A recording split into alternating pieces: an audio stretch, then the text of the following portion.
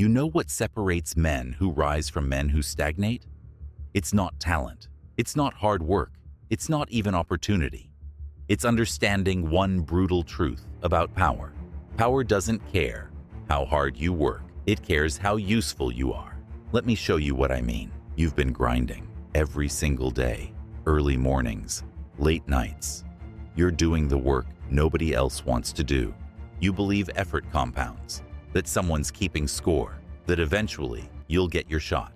Then it happens. Someone else gets promoted, someone newer, less skilled, less experienced. They got the meeting, the introduction, the opportunity, and you're left standing there thinking, what am I missing? Here's what you're missing. It's not about being the best. It's about being positioned around power correctly. And right now, you're positioning yourself wrong.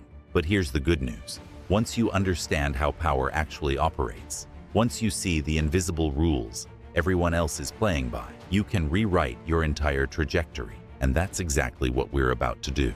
Now, let me show you where most men destroy their own chances without even realizing it. Picture this moment. I want you to really see it. You finally get access. A conference, a private event, a dinner where powerful people are actually in the room.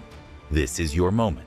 You spot someone important, someone connected, someone who could change your entire game with one introduction. Your pulse quickens. This is it.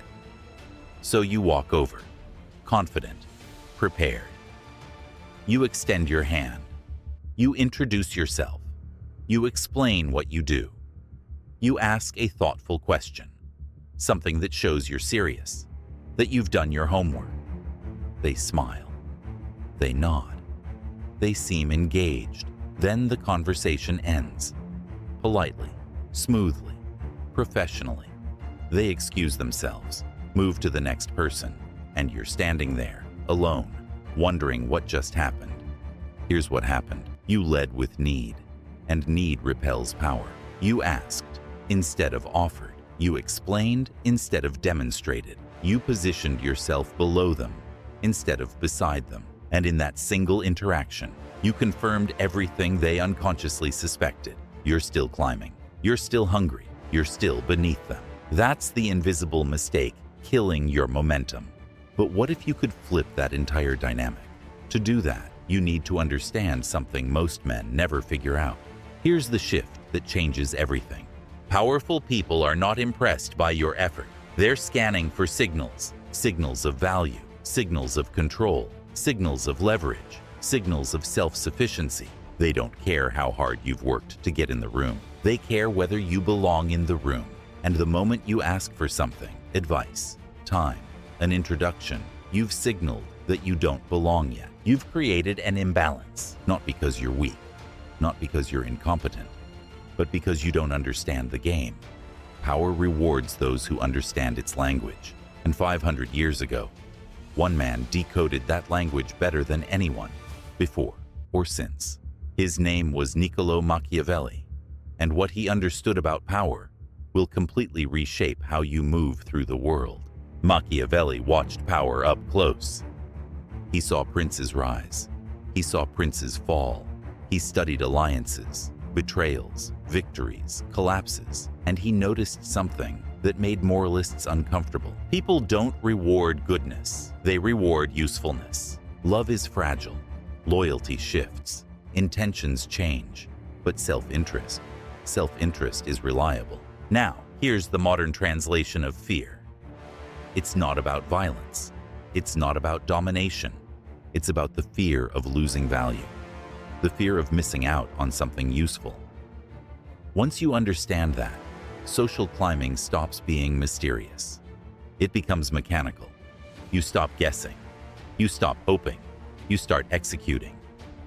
And execution begins with 7 laws that powerful men have been using for centuries, whether they realize it or not. So let's break down the first law, the one that most men violate within the first 30 seconds. Law 1. Never lead with need. Need repels power like magnets with the same polarity.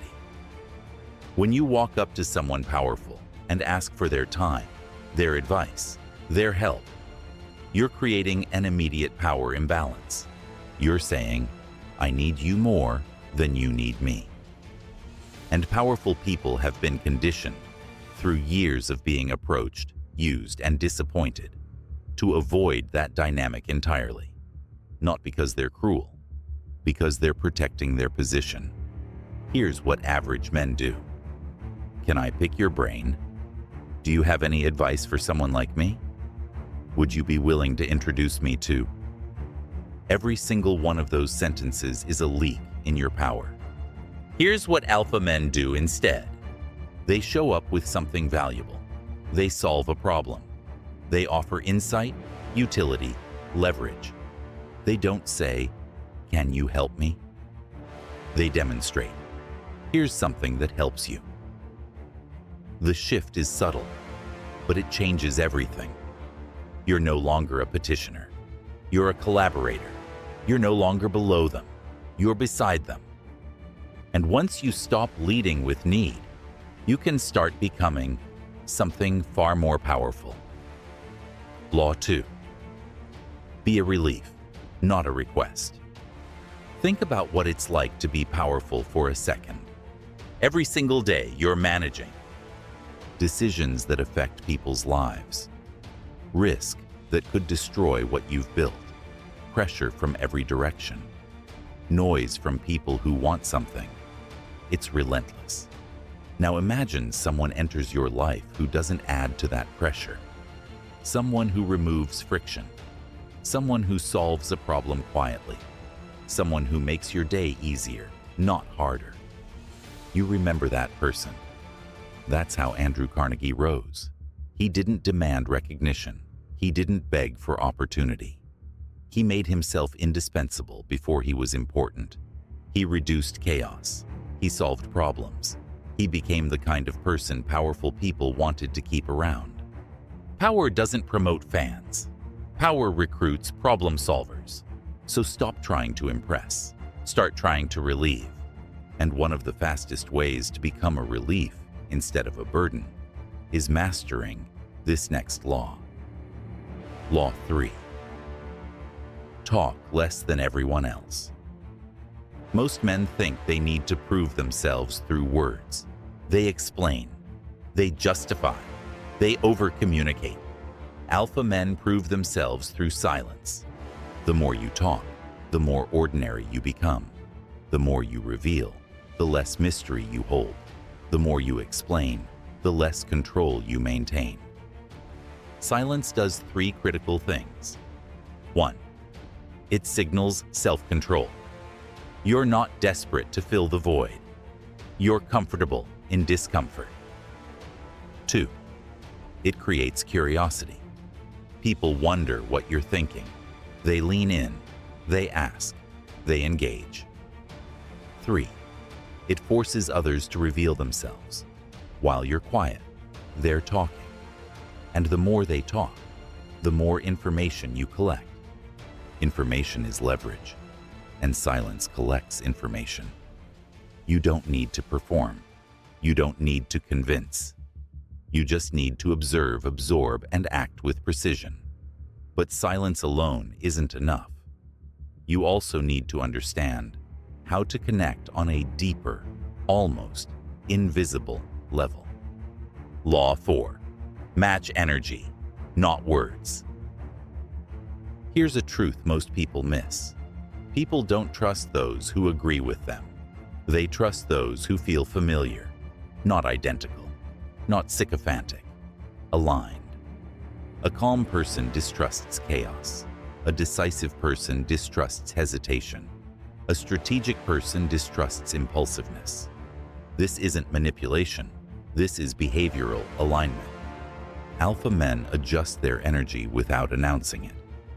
They don't mirror every gesture like a puppet. They don't parrot every phrase like a yes man. They tune. They match tempo. They match tone. They match the underlying rhythm of how someone operates. And it works because it taps into something primal. People feel safe around those who operate like them. Now, once you've built that alignment, You need to avoid the mistake that destroys most promising relationships. Law 5. Never outshine the source. This is where intelligent men self-destruct. They're in the room. They're making progress. They're finally getting access. Then their ego takes over. They correct. They challenge. They one-up. And the relationship dies instantly. Power has an ego. Always. Even the most secure, self-aware people in positions of power need to feel central, respected, important. Robert Greene put this as the first law in the 48 Laws of Power for a reason. Never outshine the master. You don't win by proving you're smarter. You win by making power feel reinforced. Be brilliant, but let your brilliance reflect onto them. Solve problems, but frame it as executing their vision. Contribute, but never compete. Your rise should make them look good, not threatened. And as you become more valuable, you need to protect that value with this next principle. Law 6. Scarcity builds respect. If you're always available, you're cheap. If you always agree, you're background noise. If you never say no, your yes means nothing. Alpha men are selective. They have boundaries. They have standards. They're not desperate for approval.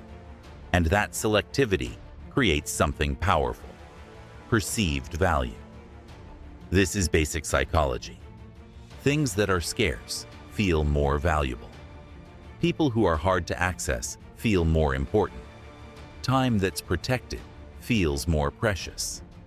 You don't need to be rude. You don't need to play games. You just need to treat your time and attention like they're actually worth something. Because they are. Scarcity isn't about withholding. It's about respecting yourself enough to be selective. And finally, once you've mastered all of this, there's one last law that ties everything together. Law 7. Act like you belong. Here's the ultimate truth. Status follows behavior. Not money, not titles, not credentials. Behavior. How you walk into a room, how you pause before speaking, how little you rush to explain yourself, how comfortable you are in silence, how unbothered you are by rejection. Confidence isn't about pretending. It's about non-reactivity. It's about not needing validation, not needing reassurance, not needing permission. Powerful people respond to those who already act like insiders, not because they're fooled, but because confidence is a signal. It suggests you've been tested, that you've earned something, that you understand the game.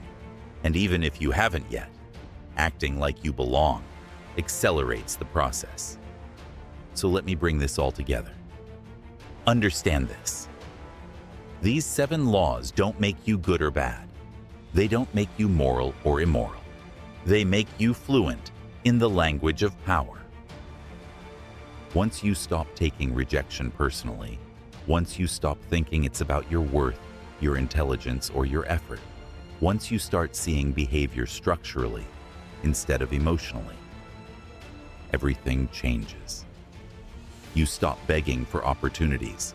You stop chasing validation. You stop waiting for someone to notice you. You start positioning yourself where power can't ignore you. And that's the difference.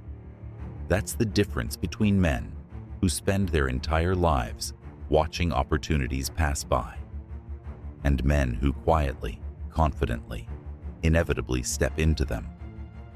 This isn't motivation. This isn't hype. This is observation. And once you understand the motive behind the behavior, the game finally makes sense. Now go execute. Every single week, Clear Motives breaks down human behavior without the motivation, without the hype, without the fluff. Just clarity, just structure, just truth. Because once you understand the motive, the behavior finally makes sense. Subscribe, stay sharp, and let's decode the game together.